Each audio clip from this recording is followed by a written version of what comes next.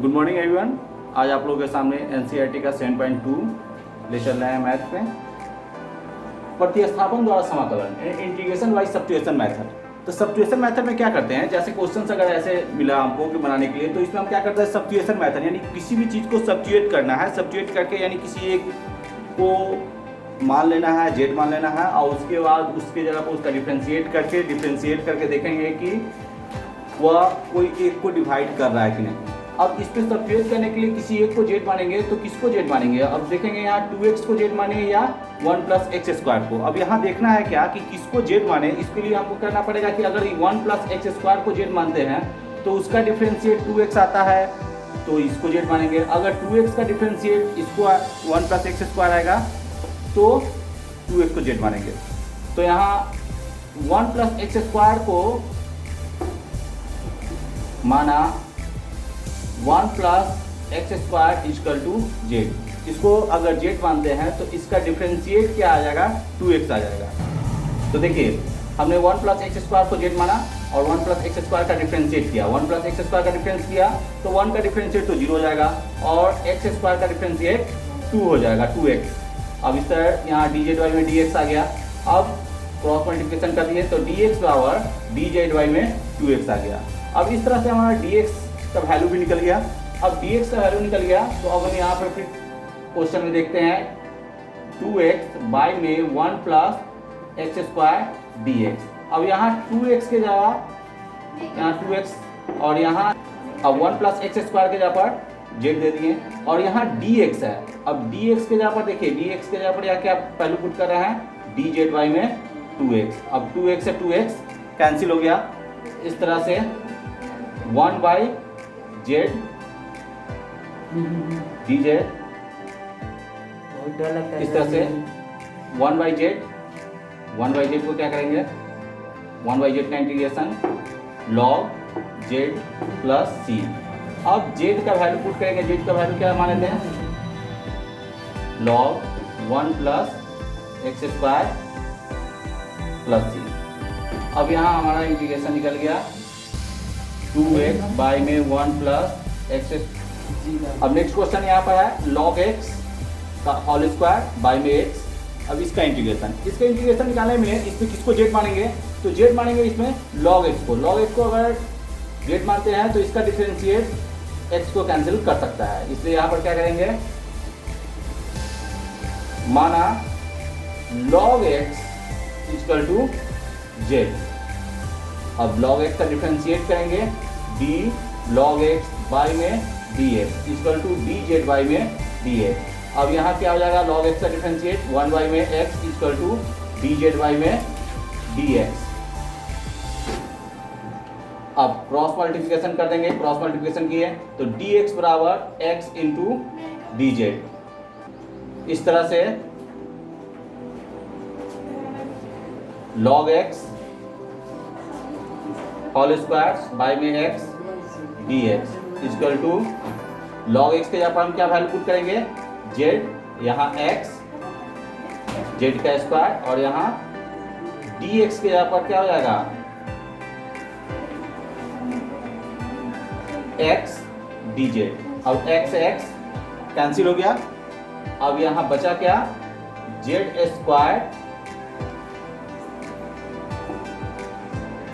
का इंटीग्रेशन। अब z² का इंटीग्रेशन क्या होगा? z³ बाई में 3 + c।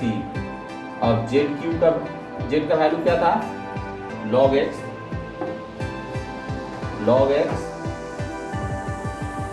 क्यूब बाई में 3 + c। इस प्रकार से ये क्वेश्चन का सॉल्यूशन हुआ। इस तरह से हमारा जो क्वेश्चन था log x का होल स्क्वायर बाई में x का डिफरेंशिएट, आंसर आया हमारा log x क्यूब बाई में 3 + c।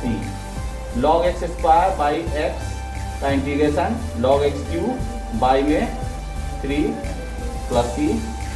से अब जो ऑब्जेक्टिव क्वेश्चन अगर इस टाइप का आता है, जैसे अभी आपने बनाया था 1 + x², 2x बाई में 1 + x² का इंटीग्रेशन निकाला गया तो डायरेक्ट आया log 1 + x²।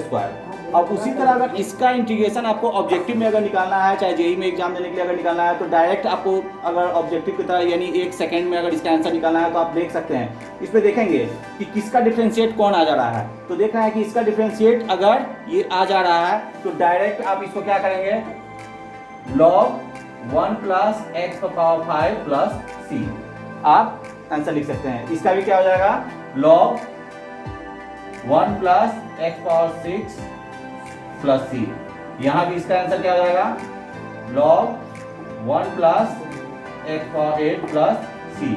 लेकिन अब देखिए यहाँ जो इस टाइप से है, अगर इसका नोमिनेटर में अगर जिसको जेड माना जाएगा, अगर डिनोमिनेटर जेड माना जाएगा तो लॉग में, ध्यान रखिए, डिनोमिनेटर अगर जेड माना गया तो लॉग, अगर नोमिनेटर जेड माना जा रहा है और उसका डिफरेंशिएट अगर डिनोमिनेटर आ रहा है, तब जो न्यूमिनेटर पर जो पावर है वो पावर बढ़ जाएगा, यानी क्या हो जाएगा, 1 प्लस लॉग एक्स का पावर 4 बाई में 4 प्लस सी। जैसे देखिए इस क्वेश्चन में पावर 2 था तो बढ़ गया क्या, 3 बाई में 3। अब इसमें भी क्या हो जाएगा, क्योंकि 2 प्लस लॉग एक्स, 2 का डिफरेंशिएट 0 और लॉग एक्स का डिफरेंशिएट 1 बाई एक्स, जो 1 बाई एक्स से कैंसिल हो सकता है, इसलिए अब यहाँ पर क्या हो जाएगा, 2 प्लस लॉग एक्स का पावर कितना हो जाएगा, यहाँ पर 4 है तो 4 से 1 बढ़ जाएगा तो कितना हो जाएगा 5, अब बाई में कितना हो जाएगा 5 प्लस सी। अब नेक्स्ट क्वेश्चन देखते हैं, 3 नंबर क्वेश्चन, 1 बाई में x plus x log x का इंटीग्रेशन। अब यहाँ क्या कॉमन लिया जाएगा, यानी क्या जेड माना जाएगा, तो इसमें अगर सपोज दैट इसको अगर जेड मानते हैं तो ऊपर तो कुछ 1 है और जान रहे हैं यहाँ x का अगर इंटीग्रेशन करेंगे तो 1 आ जाएगा और x log x तो ये तो आगे u का फॉर्मूला आ जाएगा। इसमें क्या करते हैं, सो देखिए इसमें इसको सॉल्व करने के लिए दोनों में x कॉमन ले लेते हैं, तो 1 प्लस log x, अब 1 प्लस log x को z मानेंगे, माना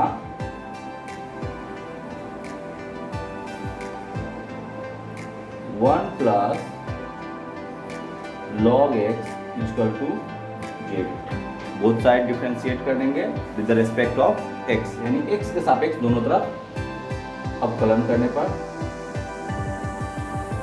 log x बाई में dx बराबर dz बाई में dx। अब यहाँ 1 है, 1 का डिफरेंशिएट क्या हो जाएगा 0 और log x का क्या हो जाएगा 1 बाई एक्स, 0 नहीं लिख रहे हैं। अब यहाँ 1 by x equal to d z by में डी एक्स। अब क्या करेंगे, दोनों को क्रॉस मल्टीप्लिकेशन करेंगे तो d x equal to x d z. अब उसके बाद क्वेश्चन में आप जेड का वैल्यू और डी एक्स का वैल्यू पुट करेंगे, तो क्वेश्चन क्या है हमारा 1 बाई में x into 1 plus log x d x. अब इसका क्या हो गया 1 बाई में x और यहाँ z और dx के जगह पर x dz, तो x x कैंसिल हो गया, हमारा क्या आया 1 बाई में z dz। अब उसके बाद 1 बाई में z dz आया तो इसको हम क्या करेंगे, 1 बाई z dz का क्या हो जाता है, चलिए इसको हम ऊपर ही लिख देते हैं। अब यहाँ से 1 बाई जेड का हो जाएगा log जेड प्लस सी, और जेड किसका वैल्यू था 1 plus log x plus c, यानी इस तरह से हमारा क्वेश्चन था 1 plus x log x d x, यानी 1 प्लस एक्स log एक्स का इंटीग्रेशन हो गया हमारा log 1 plus log x plus c. अब नेक्स्ट क्वेश्चन 4 नंबर क्वेश्चन देखते हैं।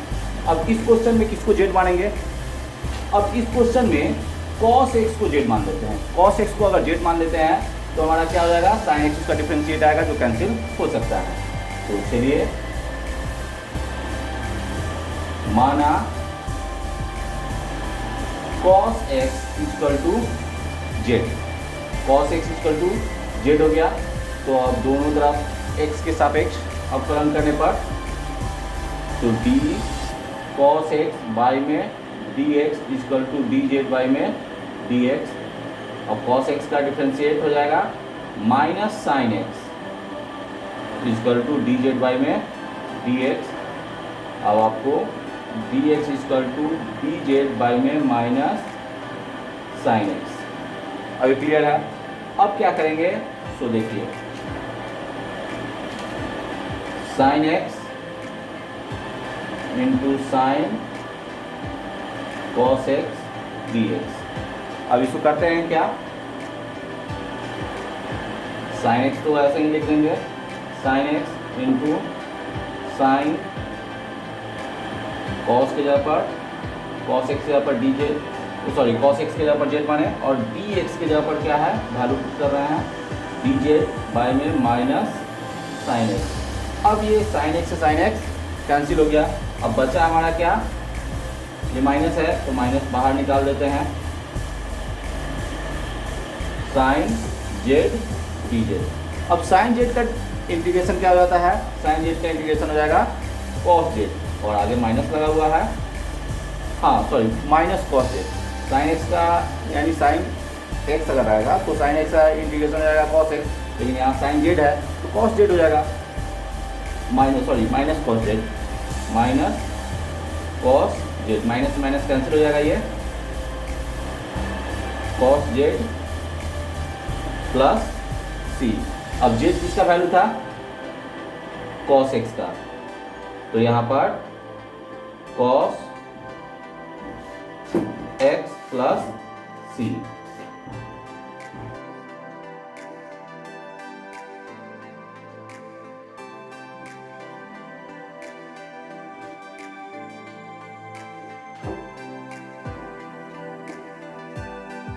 इस तरह से हमारा ये 4 नंबर क्वेश्चन का तैयार हो गया।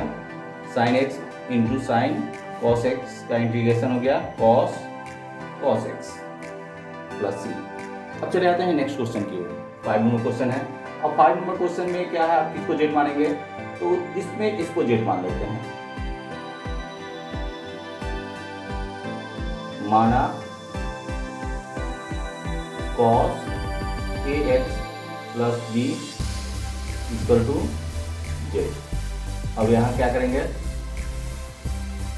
दोनों को x के रेस्पेक्ट में डिफरेंशिएट करेंगे, तो d cos ax plus b by में dx equal to dz by में dx। अब यहाँ क्या हो जाएगा, d cos ax plus b by में d ax plus b into d ax plus b by में dx equal to dz by में dx। क्योंकि यहाँ देख रहे हैं कि जब जो भी कॉस अंदर जो थीटा आएगा वो थीटा तो पहले यहाँ पर आएगा, इसकी बात नहीं आगे सॉल्व हो सकता है। तो cos ax प्लस b, तो इसका डिफरेंशिएट क्या हो जाएगा, minus sine ax plus b, और यहाँ इसका डिफरेंशिएट क्या हो गया, ax का a हो गया और b का 0 dz बाई में dx। अब यहाँ तैयार होकर क्या रहा है, a sine ax plus b equal to dz by में dx। अब यहाँ लिख सकते हैं dx equal to dz by में minus a sine ax plus b। ये हमारा डिफरेंशिएट तैयार होकर क्या आ गया। अब चले आते हैं क्वेश्चन की ओर। क्वेश्चन क्या है हमारा, साइन, इधर इसको बनाते हैं, क्वेश्चन आया हमारा sine ax plus b into cos ax plus b का इंटीग्रेशन हो जाएगा साइन ax प्लस b लिखे, और इसके जगह पर हम z वैल्यू पूछिए, और dx है तो dx आ गया है dz बाई में minus a sine ax plus b।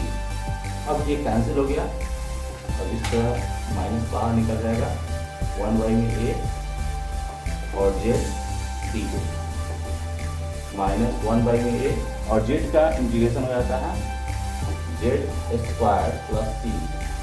अब ये हमारा हो गया माइनस z किसको माने थे, cos ax प्लस b इसका होल स्क्वायर, y में a प्लस c। अब इस तरह से हम कर सकते हैं sine ax plus b into cos ax plus b का इंटीग्रेशन हो जाएगा minus cos square ax plus b by में a प्लस c। इस तरह बनेगा। नेक्स्ट 6 नंबर क्वेश्चन की ओर चलते हैं। अब इसमें क्या है, अब ax प्लस b को z मानते हैं।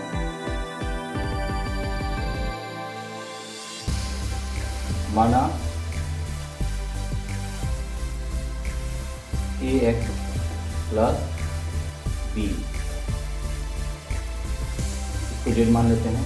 अब इसका डिफरेंशिएट करेंगे ax प्लस b बाई में dx equal to dz by में dx। अब ax का डिफरेंशिएट क्या हो जाएगा, a आएगा, ax का a आ जाएगा और b का तो 0 हो जाता है।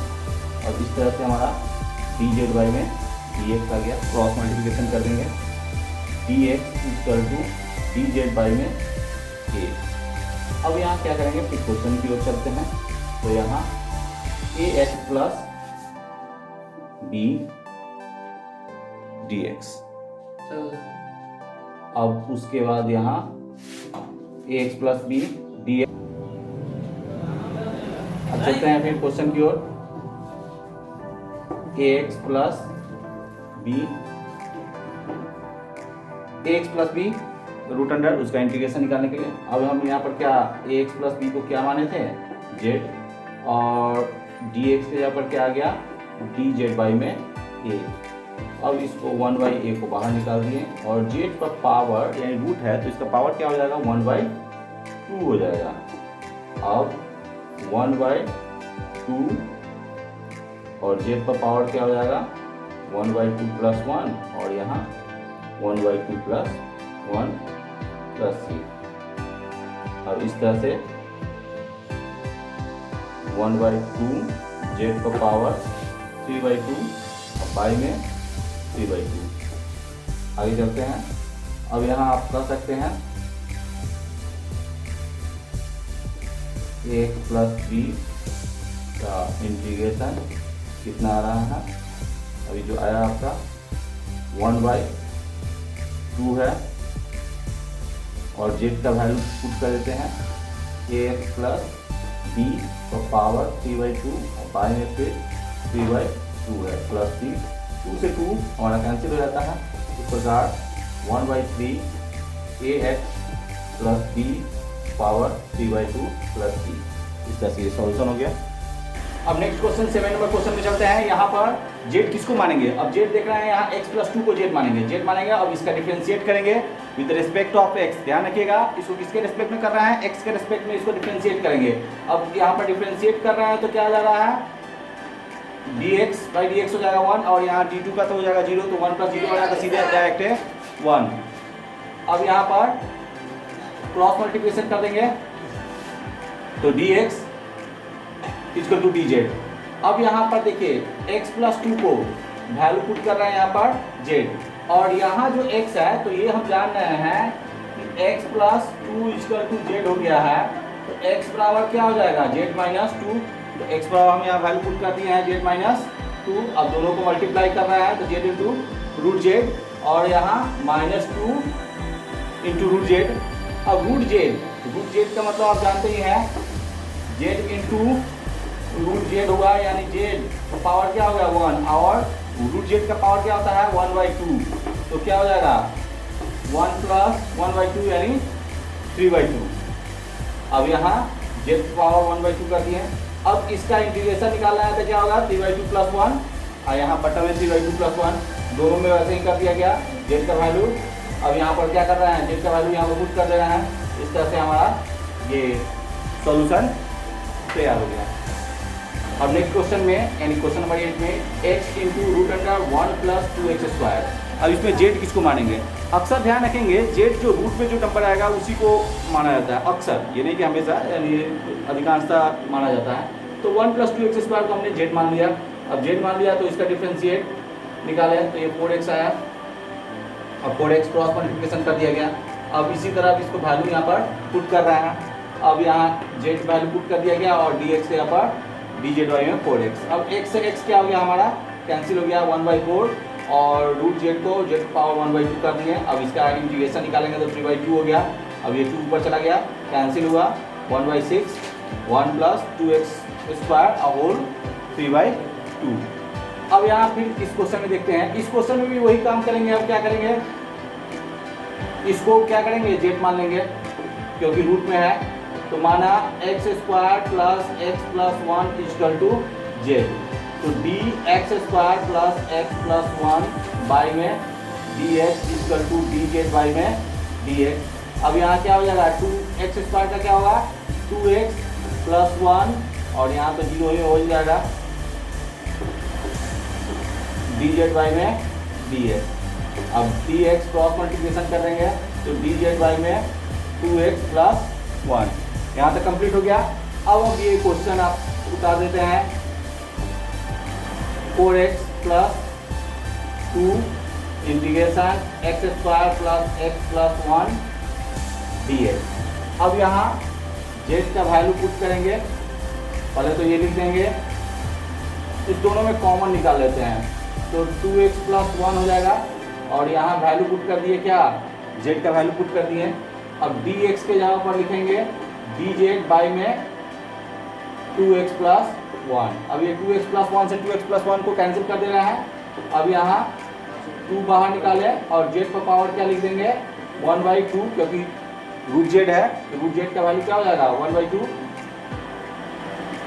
अब यहाँ इसका इंटीग्रेशन निकालेंगे तो 2z पावर क्या होगा यानी 1/2 प्लस 1 3/2। अब बाई में क्या हो जाएगा 3/2 प्लस c। अब ये 2 ऊपर चला जाएगा तो 2 इंटू 2/3 z का पावर 3/2 प्लस c यानी 4/3 और z किसका वैल्यू क्या था x square plus x plus 1 whole power 3/2 plus c। इस तरह ये क्वेश्चन कंप्लीट हो गया। अब इस क्वेश्चन में भी क्या करते हैं, यहाँ x माइनस रूट एक्स है। अब इसमें रूट एक्स कॉमन निकाल लेते हैं, रूट एक्स कॉमन निकाल लिए। अब जेड किसको मानेंगे, यहाँ जेड मानेंगे और जैसे पहले से प्रोसेस से बनकर चला रहा है वही प्रोसेस से जेड का इसका डिफरेंशिएट करेंगे और वैल्यू पुट करके आंसर निकालेंगे। कोई इसमें प्रॉब्लम्स नहीं होना चाहिए क्योंकि जो पहले जैसे बन रहा है यानी सब्स्टिट्यूशन मेथड में बनना है, कोई एक को जेड मानना है, जेड के बाद इसको क्या करना है डिफरेंशिएट करना है। डिफरेंशिएट करने के बाद जो वैल्यू आएगा वो dx के यहाँ पर डी का वैल्यू वो पुट कर देंगे और पुट करने के बाद यहाँ पर क्रॉस करके जो इंटीग्रेशन है वो निकाल लेंगे। अब यहाँ देखिए इसमें जेड किसको मानना है x प्लस 4 को जेड मानना है, इसका डिफरेंशिएट आ गया dx पावर dz आ गया। अब यहाँ देखिए जेड का वैल्यू पुट कर दे रहे हैं, x प्लस 4 के यहाँ पर पुट कर दिए हैं और यहाँ x प्लस 4 बराबर जेड है तो x बराबर क्या हो जाएगा z माइनस 4। तो x बराबर z माइनस 4 हमने यहाँ वैल्यू पुट कर दिया। अब यहाँ क्या दोनों पर रूट लगा दिया। अब यहाँ दोनों पर अब देखिए जेड में रूट जेड से डिवाइड करेंगे तो क्या हो जाएगा रूट जेड आ जाएगा और यहाँ -4 बाई में रूट जेड है, इसका इंटीग्रेशन निकालना है। अब रूट जेड का वैल्यू क्या होता है, रूट जेड है तो जेड पावर 1/2 तो जेड पावर यहाँ 1/2 कर दिए और ये बाई में है तो -1/2 हो जाएगा जेड पावर। अब आराम से इसका इंटीग्रेशन निकालें। इंटीग्रेशन निकालने में क्या किया जाता है, जो पावर रहता है उसमें एक प्लस कर दिया जाता है और बाई में भी जो पावर है और उसमें +1 कर दिया जाता है। तो 1/2 में 1 प्लस करेंगे तो 3/2 आ जाएगा और यहाँ बाई में भी 3/2 -1/2 में 1 प्लस करेंगे तो 1/2 आ जाएगा और यहाँ 1/2। अब जेड का जो वैल्यू है वो वैल्यू पुट कर दिए। अब दोनों में क्या है कॉमन निकालनी है, कॉमन निकाल करके इस प्रकार हमारा आंसर कंप्लीट हो गया। क्लियर।